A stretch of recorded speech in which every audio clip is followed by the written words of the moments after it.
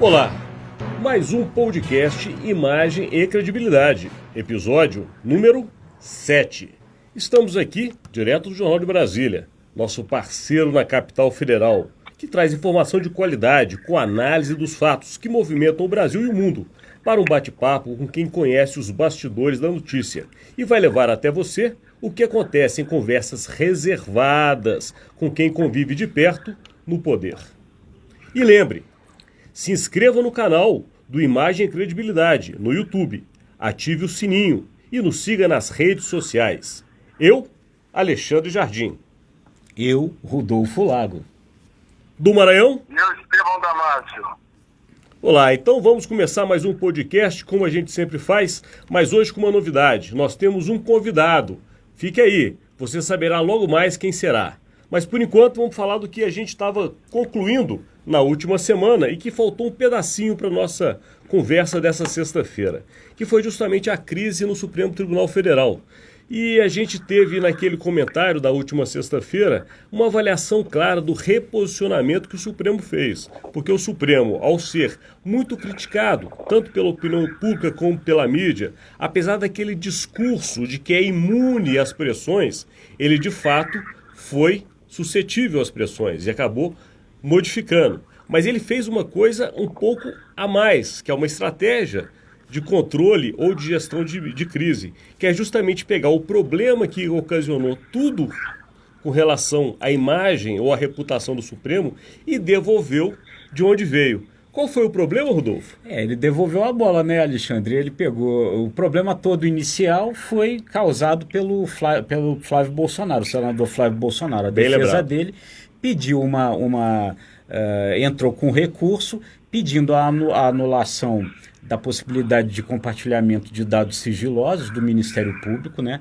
E o presidente do STF, o Toffoli, concedeu essa liminar, gerou essa confusão porque ele paralisou mais de 900 investigações no país, né? Isso deu a confusão toda, o Supremo percebeu o tamanho do rolo, recuou, né? Como a gente conversou na semana passada, recuou e esse recuo devolve a bola para o Flávio Bolsonaro, porque provavelmente o processo, a investigação que havia contra ele, ela vai ser retomada e agora o nosso amigo filho do presidente Jair Bolsonaro que se vire aí para se defender nessa investigação, né? E antes de passar para o Estevão, duas observações. A primeira delas, todo esse assunto se relaciona ao chamado COAF, ou antigo COAF, que hoje é o IFE, Unidade de Inteligência Financeira. A gente tem que sempre lembrar desses nomes que mudam, mas na verdade é a mesma coisa, só mudou o nome. E outra observação importante é que justamente os dois ministros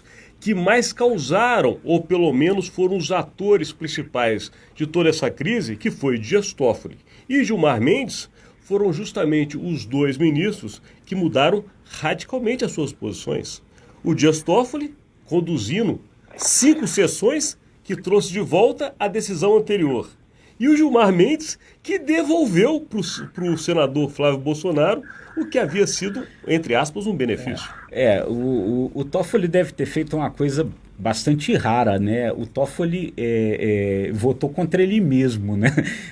Ao final do processo, o Toffoli voltou com a divergência, e a divergência foi criada por ele mesmo, quer dizer, o voto do Alexandre de Moraes, que era um voto divergente do voto do Toffoli, no final o Toffoli reviu a posição e votou com o Alexandre de Moraes, ele votou com a divergência criada por ele mesmo. É uma coisa sensacional que aconteceu no Supremo. Sensacional. Estevão, qual que é o seu fechamento desse assunto? Para a gente daqui a pouco chamar para o nosso, ouvinte, o nosso, podemos dizer, o quê? Nosso convidado especial. Convidado especial. Então pronto. Estevão, qual é o seu fechamento desse assunto, crise no Supremo Tribunal Federal?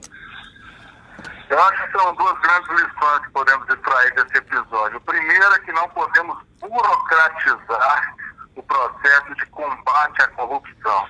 Não podemos impor barreiras, mesmo que barreiras jurídicas, para impedir o acesso a dados.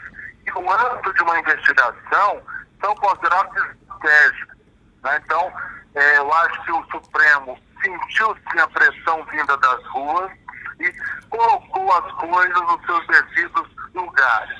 A segunda lição é que os técnicos, né, os representantes do Ministério Público, da própria Receita Federal, do controle dos dados sigilosos, dados fiscais, têm responsabilidade para, ao permitir ou acessarem tais dados, possam responder, né, pelos seus atos.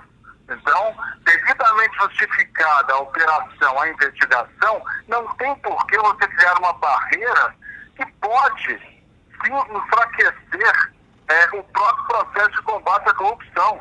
Se eu tenho acesso hoje a dados, mesmo que sigilosos, eu tenho que entrar com uma senha, tenho que apresentar uma justificativa plausível e completa. Então, eu não posso entrar sem deixar rastros e, consequentemente, sem responder pelos meus atos.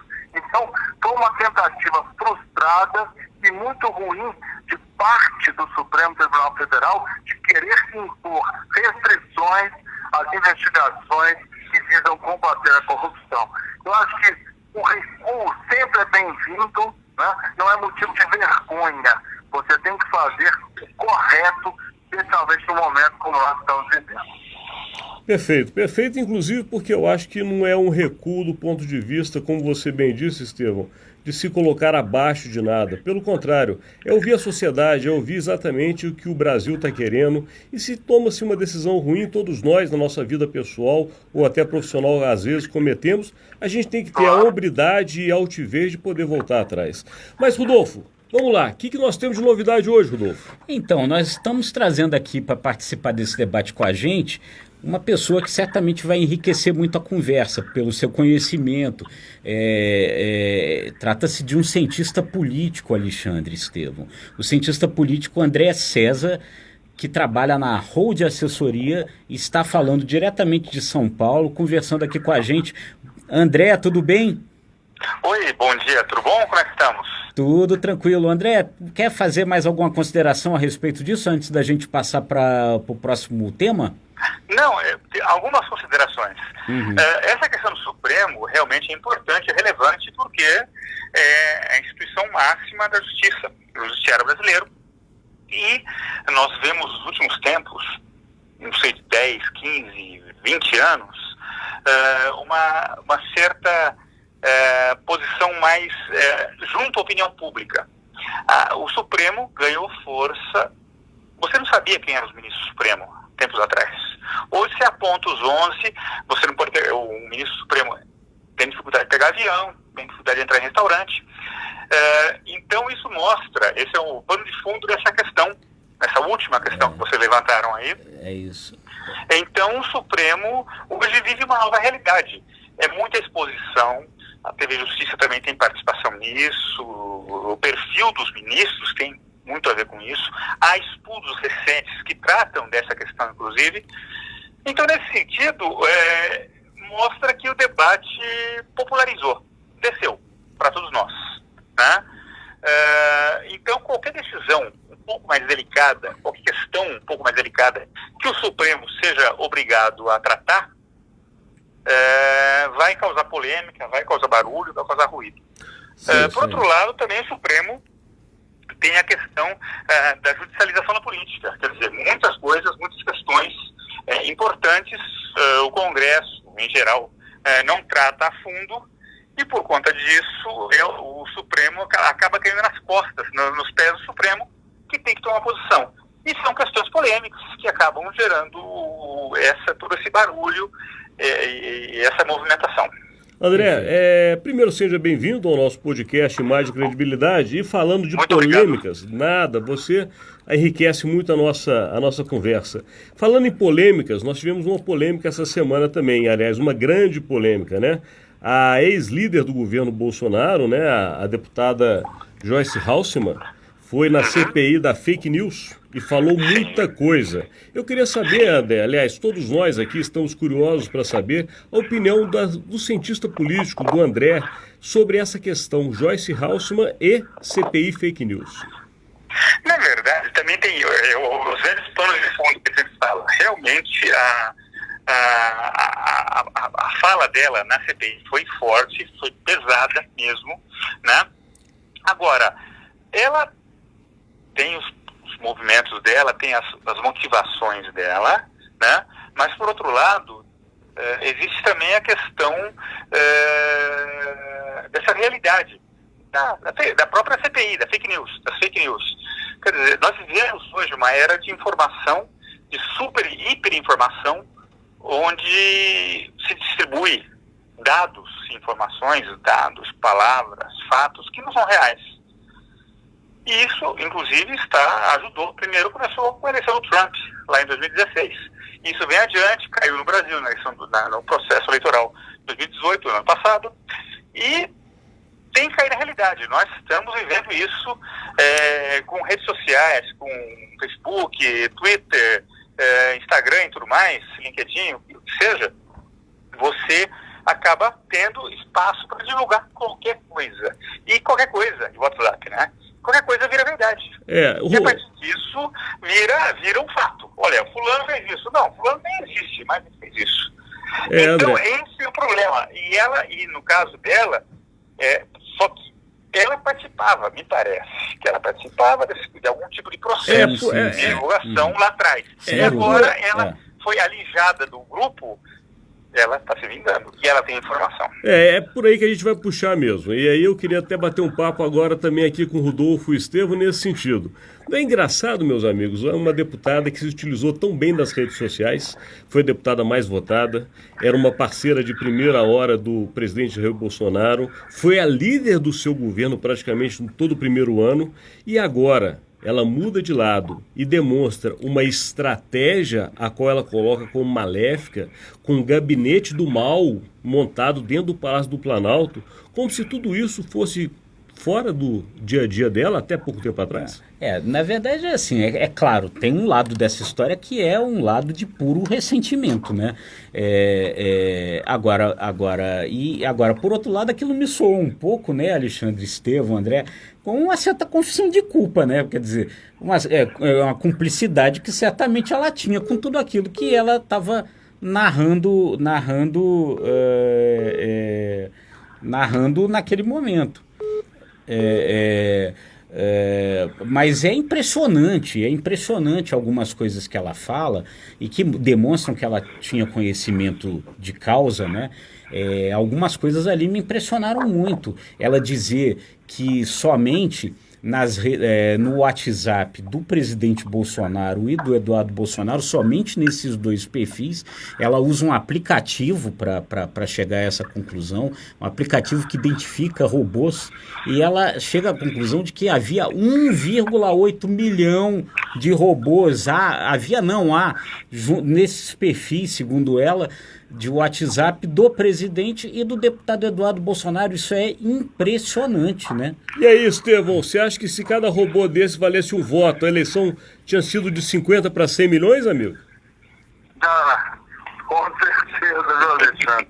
Mas eu vou falar com pesar. Primeiro, dou boas-vindas ao André, obrigado por dividir o conhecimento. Obrigado, bom dia. Conosco e com o nosso público. Seja bem-vindo, André César. Mas eu vou falar com muito pesar. Infelizmente, mesmo considerando o Instituto Comissão Parlamentar de Inquérito importantíssimo e reconhecendo que as CPIs já contribuíram muito para o nosso país, mas, infelizmente, há algum tempo, o Instituto Comissão Parlamentar de Inquérito transformou-se em um mero palco para disputas e divergências políticas. Então, no caso da CPI das fake news, o mérito é expor um problema que está desgastando e afetando toda a sociedade. Eu acho que o mérito é tornar isso mais público, através de debates. O problema é que até aqui, eu particularmente não vi nenhum depoimento que trouxesse fatos concretos.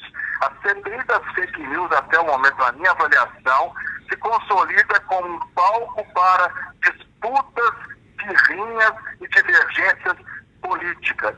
O depoimento da deputada Joyce Hasselmann veio com muita virulência em direção ao principal alvo dela, que é o deputado Eduardo Bolsonaro, trazendo um ranço, uma mágoa muito forte, mas eu particularmente não creio, infelizmente, que essa CPI vá chegar a resultados concretos. Eu estou muito descrente em relação a isso. De qualquer maneira, a postura em si da deputada, e você lembrou muito bem essa questão relacionada ao deputado Eduardo Bolsonaro, foi o motivo de toda essa desavença, né? Tudo começou daí, vale depois de um outro podcast a gente se aprofundar sobre essas relações familiares do presidente, que grande parte da crise do governo tem surgido daí. Mas falando em governo, vamos pensar num outro assunto que também movimentou essa semana. Estevão, você ouviu falar que o Banco do Brasil pode ser privatizado, meu amigo? Pois é, né? Depois que houve uma reação de vários setores da sociedade com a suposta disposição da equipe econômica de privatizar a Caixa e o Banco do Brasil, o presidente veio a público e desmentiu essa iniciativa que estaria sendo desenhada. De qualquer forma, particularmente creio que no mercado como temos hoje, com os juros, especialmente de crédito especial e do cartão de crédito, ainda sendo muito escorchante, estando lá nas alturas, creio que ainda Banco do Brasil e Caixa detêm um papel social muito importante. Eu não sou contra o processo de privatização, muito pelo contrário, porém, no caso do mercado financeiro, no caso do governo, ter instrumentos que possam forçar as outras instituições a baixarem as taxas, como os vários governos já fizeram, eu acho que é importante ainda, é estratégico ter o controle, sim, de uma instituição como o Banco do Brasil. Não sei o que vocês acham. Eu vou só relembrar, antes de passar aqui para o André, e depois também, claro, ao Rodolfo, lembrar uma coisa importante do nosso país, que é uma característica do nosso crescimento, principalmente nos últimos anos. O agronegócio é a grande economia nacional. O agronegócio é o nosso grande setor. E o Banco do Brasil passa por isso, né? Pronto, é isso, André. Então, já que você entrou, continua, André, porque eu queria pegar justamente essa relação Banco do Brasil, agronegócio. E, obviamente, André, também a relação de poder de um presidente da República tendo um banco no agronegócio e tendo um país que o setor agronegócio é tão importante. A gente sabe que o agronegócio, até o PIB dessa semana, o PIB deve ser revisado, inclusive, né, o 0,6, deve ser revisado. A gente está falando que os números não são esses, tudo bem. E sempre o agronegócio é fundamental no crescimento do PIB, sempre, é recorrente. Só que o Banco do Brasil é fundamental nesse sentido. Agora, pensando com a cabeça do Paulo Guedes. Paulo Guedes é um super liberal, da Escola de Chicago. Imagino ele olhando dois bancos estatais fortes, Caixa e BB. Ele vai falar, um dos dois vai rodar, um dos dois vai ter que ser vendido. Bem lembrado. E o Banco do Brasil, ele pode pensar realmente pensar nisso. Olha, vamos tocar esse negócio. O Banco do Brasil vai embora. Vamos fazer caixa, ganhar dinheiro, vender. Então, isso não, apesar das declarações recentes, últimas do presidente, não existe, não tem, certamente está nos corações e mentes, eu gosto de falar, corações e mentes do centro do governismo nesse sentido. E a questão aí, o agronegócio depende fundamentalmente das ações das benesses, ou que seja, do Banco do Brasil. Como é que ficaria depois? Como é que se daria essa relação a partir de uma eventual privatização? Seria uma coisa complexa, longa, não é um processo, amanhã está vendido, não. É um processo longo, complexo, com muitas nuances, mas como é esse setor fundamental para a economia nossa? Sua análise é perfeita, André. André, sua análise é perfeita. É exatamente isso. Faz-se política no Brasil com o Banco do Brasil e faz-se política no agronegócio com o Banco do Brasil. O que você acha disso aí, Rodolfo? Não, sem dúvida. Eu acho que a análise de vocês é corretíssima. O Banco do Brasil ele tem uma posição estratégica na economia importante, né? E essa questão do agronegócio é um grande exemplo disso.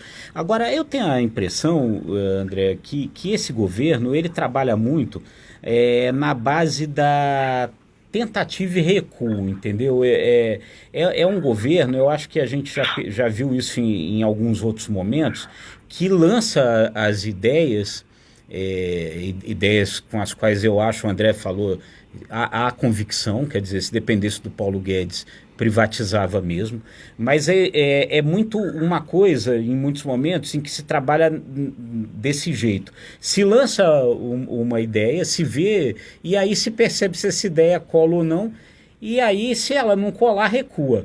E por outro lado, acho que também tem um outro aspecto que eu acho que é importante a gente considerar nesse momento, que é o seguinte: nesse processo de avanço e recua, de um governo aí que tem algumas posições aí que são mais extremadas aí do ponto de vista do liberalismo ou do ponto de vista da direita, o Congresso, e acho que o Rodrigo Maia está exercendo um papel muito importante nesse sentido, o Congresso tem servido aí um pouco de ponto de equilíbrio para fazer algumas coisas retornarem. Então, nesse processo de avanço e recua, a caixa de ressonância lá do Congresso às vezes chega e diz assim: epa, até aí nós não vamos não. E aí a coisa recua. Se não recuar, ela se conserta de alguma coisa ali no Congresso. Eu acho que o Congresso está servindo muito como ponto de equilíbrio hoje da democracia, quando o governo tenta avançar demais. Não sei como é que vocês avaliam isso aí também. Quer complementar aí, André? Olha, a questão é a seguinte, pensando no que o Rodolfo falou agora, chama a atenção que há dois governos, nessa visão, nessa ótica do Rodolfo, que é corretíssima, mas você tem dois governos. O governo Paulo Guedes, essa visão liberal, Escola de Chicago, nós falamos aqui já, que é realmente, por eles, vendia tudo, Eletrobras, é o projeto, a Petrobras dá mais à frente, há ideias, há propostas, há discussões internas, e o Banco do Brasil, ou talvez a Caixa, um dos dois. Do outro lado, tem essa linha conservadora do próprio presidente Bolsonaro, que sempre votou contra, o histórico dele como parlamentar, sempre foi contra aberturas maiores da economia brasileira. E ele tem muitos dos seus parceiros ali no primeiro escalão que têm a mesma visão. E aí, quando fala Rodrigo Maia talvez seja mais Paulo Guedes que Paulo Guedes no sentido de tocar. Bem lembrado. A reforma da Previdência, ela se deu por conta muito do Maia. O Maia foi o responsável. O governo começou a fazer bobagem, tira o governo da sala, tá? Leva para lá. Então, essa é a ideia, essa é a coisa. Então, quando você tiver um Rodrigo Maia presidindo a Câmara, fazendo a agenda, tocando a agenda, perfeito. Se você é do mercado, você defende uma agenda mais liberal, políticas mais liberais, tomara que o Maia continue. Continua com ele. Do contrário, a coisa desanda, né? Essa agenda não avança, a reforma tributária ainda não está com dificuldade, a reforma administrativa, o Estado está aí, ninguém sabe o que vai ser, né? Uma grande interrogação, e por aí vai. Então, nesse sentido, eu vejo dificuldades para a evolução dessa agenda, e nesse sentido, o Banco do Brasil, essa possível, eventual venda ou tentativa vai enfrentar muita dificuldade. Toda essa questão que a gente está colocando, no final das contas, né, Rodolfo, André e Estevão, termina onde a gente sabe que interessa a qualquer político, que é na eleição e provavelmente na continuidade do governo. Pelo menos é o desejo do presidente Jair Bolsonaro. E, obviamente, como é desejo do presidente atual, é desejo também de outros. Não, peraí, houve o raciocínio. É desejo também de outros que querem também chegar lá, né? E aí se falam de, inclusive, outras candidaturas que podem estar até dentro do próprio governo. E uma dessas candidaturas que assusta muita gente hoje dentro do Palácio do Planalto, ainda que seja descartada completamente por ele, é de Sérgio Moro, que teve no Congresso hoje um pacote anticrime que não foi bem como ele imaginava. Então eu queria também entrar nesse assunto, né? Desidratado. Né? Desidratado. Será que está se desidratando o candidato Moro ou o pacote anticrime? Eu acho que, minha avaliação, eu vejo o Moro assim, muito cedo. São 3 anos, em 3 anos você leva muita pancada. 3 anos de pré-campanha, você leva muito cacete na cabeça, com todo respeito. Então ele não pode entrar agora, ele tem que fazer o jogo dele, costurando aos poucos, só que ele corre numa faixa, a faixa Bolsonaro, a faixa Dória, a faixa Witzel, muita gente, né, nessa faixa do centro-direita, então torna difícil para todo mundo. A vida é ocorrer, se não é o Zambolt para sair voando, você vai sair na pancada com todo mundo. Então o Moro é mais um. o Moro, na verdade, é apenas mais um. É um balão de ensaio? Tem balão, ele como vice do Bolsonaro, no governo Mourão, ele como candidato, ele com o Dória, tem tudo. Mas ainda é muito cedo. Mas, de fato, e com essa onda conservadora, que eu até defendi essa semana essa ideia, com essa onda conservadora em voga no país, você não pode descartar. Estevão, O Moro como cabeça de chapa ou não. e você, Estevão, como é que você está vendo essa história aí de pacote anticrime, Moro, candidatura, enfim, o geral? Eu acho que o pacote anticrime, apesar de alguns itens não terem sido aprovados, mas foi um dos raros momentos em que o governo Bolsonaro, lógico, tendo o idealizador dessas propostas Moro à frente, teve sucesso no plenário da Câmara, né? Boa parte da oposição acabou endossando itens importantes desse pacote. Então, eu acho que o saldo nesse caso, para o governo Bolsonaro e para o próprio Moro, foi mais positivo do que negativo. E eu acho que aí tem uma pista importante para o governo Bolsonaro e para o próprio Sérgio Moro seguirem. Buscar temas que não tem o consenso 100% na sociedade, que é impossível, mas que tem o apoio maciço da sociedade, e trabalhar bem isso no Congresso, junto às bancadas, porque esse pacote foi centrado muito nos itens que foram aprovados, no fim de benesses ou supostas benesses a criminosos hediondos, né? Mexeu com o saidão. Você fizer uma pesquisa da opinião pública, boa parte da opinião pública é completamente favorável a fechar as portas dos saidões para praticantes de crimes hediondos. Então, eu acho que o caminho do governo Bolsonaro agora é buscar mais o consenso do que a polêmica. Perfeito. E de certa maneira também retoma o grande discurso que levou o Bolsonaro ao poder, que é o discurso da segurança pública também. Sem dúvida. Sem dúvida. E Alexandre, Estevão, André, eu acho que eu queria pontuar aqui uma outra coisa com relação ao pacote anticrime, que eu acho que tem aí nesse processo, mais uma vez, o exemplo de como o Rodrigo Maia está sendo importante na condução desses debates políticos na Câmara. O que foi feito aí e por isso acabou gerando uma situação de sucesso do ponto de vista da negociação? O Rodrigo Maia botou o Marcelo Freixo, do PSOL, para ser o relator na comissão especial do pacote anticrime. Entendeu? E aí ele conseguiu fazer com que isso realmente fosse um grande exemplo de construção política. Por isso a oposição, ou boa parte da oposição, acabou votando também a favor do pacote anticrime. O próprio Marcelo Freixo ontem estava sendo criticado por ter votado a favor. Mas como que ele ia votar contra uma coisa que ele mesmo relatou? Eu concordo. Desidratou em alguns pontos o pacote, mas em outro momento possibilitou que ele fosse aprovado amplamente. Eu concordo contigo, Rodolfo, mas eu vou fazer uma provocação aqui de quem já morou no Rio de Janeiro há alguns anos. Isso aí tem política carioca também no meio, porque Freixo no Rio é um grande eleitor, Freixo no Rio é um candidato que, para as pretensões também, que a gente sabe que pode ser ou não do presidente da Câmara, o governo do Estado do Rio de Janeiro é uma dessas pretensões. E o Freixo é um bom aliado numa disputa estadual. Sem dúvida. Não, uma coisa só, Rodolfo, lembrando que a gente tem vários debates, várias frentes de discussão sobre segurança pública na Câmara, em especial, nesse ano. E o Freixo, junto com Orlando Silva, do PCdoB, e o Marcelo Teixeira, do PT de São Paulo, são os três que fazem uma tríade que conversam com todo mundo. Extrema-direita e extrema-esquerda, eles conversam com todo mundo e montaram um pavilhão de debates. E o Freixo agora, com essa questão, se tornou a grande referência, o grande rosto desse negócio. Mas é algo interessante. E lembrando que o Orlando Silva é muito amigo pessoal do Rodrigo Maia. É isso aí. Pô, tanta coisa boa para falar, André. André, você é muito bem-vindo aqui ao nosso podcast, mas infelizmente estamos chegando ao final. Ótimo. E foi ótimo, enriqueceu demais.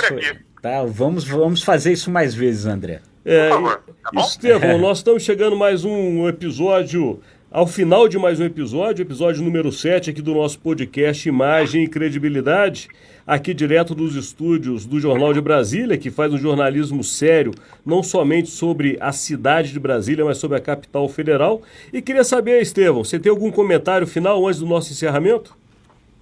Nós temos agradecer a nossa audiência, principalmente a participação todo especial do André César, que, como eu já frisei, com seu conhecimento, seu didatismo, principalmente com comentários equilibrados, ajudou a enriquecer ainda mais esse nosso bate-papo. Valeu, André. Obrigado, então, André. E você, Muito Rodolfo? obrigado. Eu também agradeço demais a participação do André e aí nós vamos procurar, viu, trazer o André outras vezes e também outros convidados para enriquecer o nosso debate aí nos próximos podcasts. Bem lembrado, o nosso podcast vai sempre trazer algum convidado para enriquecer as nossas conversas. Essa é a nossa ideia aqui. E o Jornal de Brasília é um grande parceiro que nos permite, nessa estrutura maravilhosa, fazer um trabalho como esse. E lembro, ativem o sininho no YouTube, inscrevam-se no nosso canal, sigam as redes sociais do Imagem e Credibilidade. E eu me despeço. Eu, Alexandre Jardim. Eu, Rodolfo Lago, do Maranhão Eu, Estevão Damásio. e de São Paulo. De São Paulo... André César, Ah, ótimo. Muito obrigado e até a próxima. obrigado. Obrigado. Abraço.